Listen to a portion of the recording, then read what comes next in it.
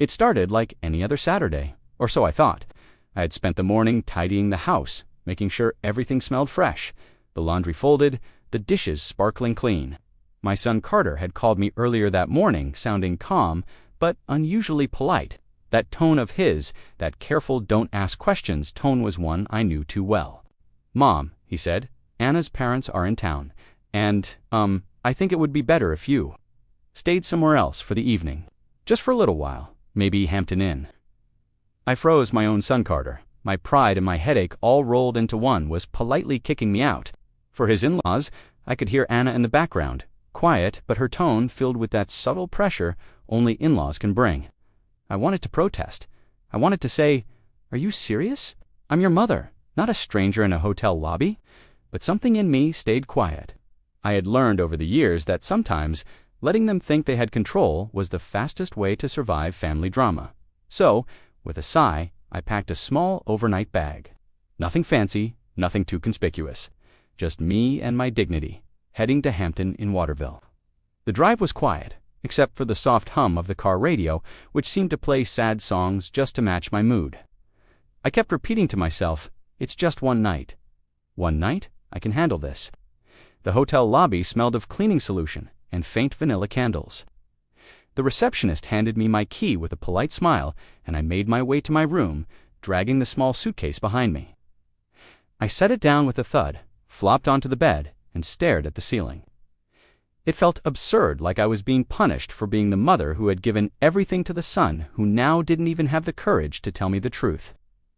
I sat there, scrolling through my phone, when a soft knock came at the door. My heart jumped. Who on earth could it be? No one had the key but me. I opened it cautiously, and there he was, Carter, smiling like nothing was wrong. "Hi, Mom," he said. I didn't want to ruin your evening, that's all." Before I could respond, my phone buzzed. A message from Haley. "Mom, can you come to the lobby? I have something to show you."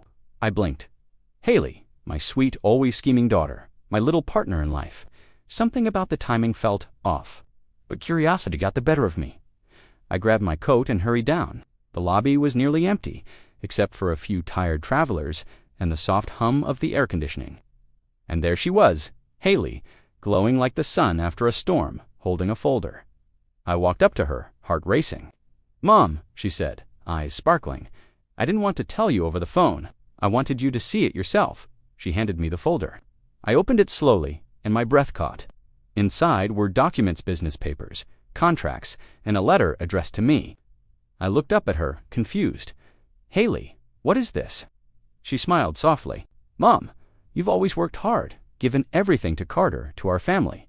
I wanted to show you that sometimes life has surprises that make all the heartache worth it."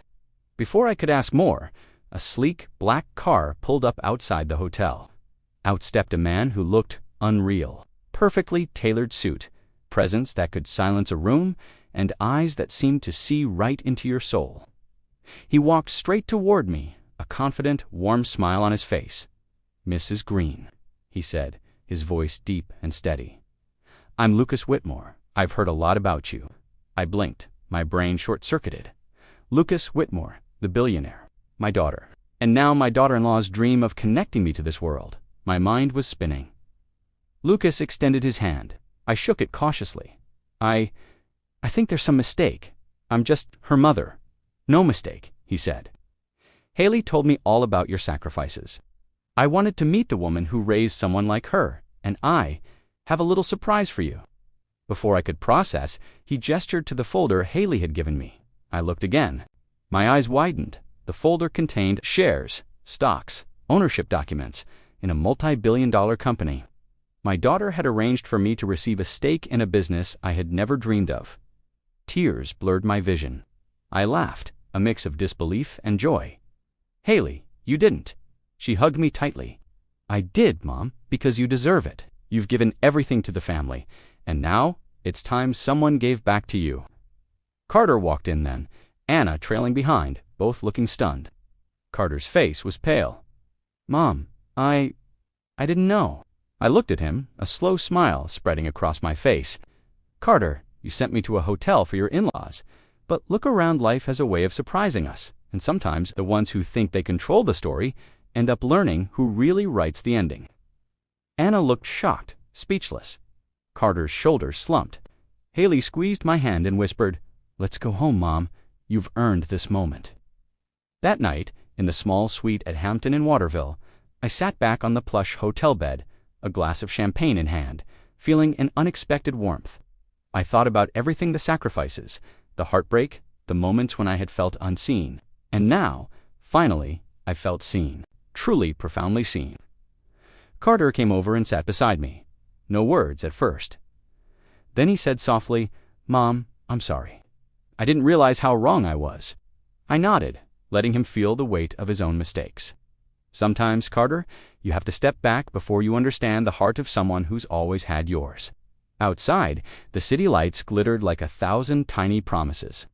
Inside, I felt like I was holding the beginning of a new life, one where love, respect, and a little bit of fortune could finally meet. And as I watched Haley and Lucas talk quietly in the corner, plotting business moves and future plans, I smiled. My family was messy, my son still had lessons to learn, and life was unpredictable. But in that unpredictable mess, I had found something truly priceless. It wasn't just the billionaire surprise. It was recognition. It was respect. It was love, real, unwavering, and finally, mine to keep. And in that moment, Auntie Mae realized something powerful. Sometimes the world tests you. Sometimes it throws you into a hotel room alone, humiliated and overlooked. But if you keep your heart open, if you stay strong, the universe has a way of giving back. Bigger than you ever imagined. I raised my glass to the night, to the surprises, to Haley's brilliant planning, and even to Carter for lessons learned the hard way. To life, I whispered, and to the ones who finally see you. The rest of the night passed like a dream, laughter, champagne, whispered stories, and the kind of joy you can only feel when you've been tested and come out stronger. And in the back of my mind, I knew this wasn't the end. It was the beginning of something extraordinary.